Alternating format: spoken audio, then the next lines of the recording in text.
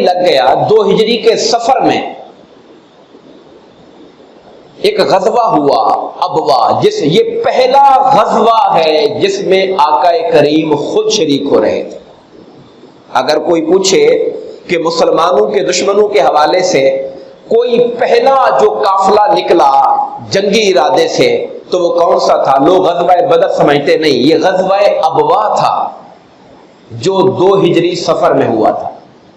غزوہ بدر کب ہوا تھا؟ یہ 2 ہجری رمضان میں ہوا تھا۔ غزوہ بدر رمضان میں ہوا تھا، 17 رمضان کو۔ یہ اس سے پہلے کی باتیں، چند ماہ پہلے کی باتیں۔ سرکار گئے، 70 صحابہ حضور کے ساتھ تھے۔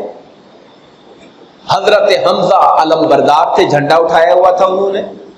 اب چونکہ آقا خود مدینہ چھوڑ کے جا رہے تھے تو پیچھے حضرت سعد بن عبادہ رضی اللہ تعالیٰ عنہ، انصار میں سے قبیلہ خزرج کے جو سردار تھے، ان کو حضور نے مدینہ میں اپنا نائب مقرر کیا، سعد بن عبادہ، اور خود مہاجر صحابہ کو لے کر نکلے۔ حضرت امیر حمزہ علم بردار تھے، جھنڈا ان کے ہاتھ میں تھا اور حضور خود اس کے سربراہ تھے۔ اور ودان کا علاقہ تھا، ابوا بھی کہا گیا، ودان بھی کہا گیا، وہاں تک آپ پہنچے مگر کسی قسم کا کوئی معاملہ کسی دشمن سے سامنا نہیں ہوا، بس ایک وزٹ ہوا، وہاں تک آپ گئے۔ اور وہاں پر ایک قبیلہ رہتا تھا بنو زمرہ، ان کے سردار عمر بن مخشی کے ساتھ ایک معاہدہ کیا آپس میں خلافت کا کہ ہم دشمنی نہیں کریں گے۔ معاہدے کے الفاظ جو آئے ہیں میں وہ آپ کے سامنے پڑھتا ہوں، لکھا گیا، تحریری معاہدہ ہوا۔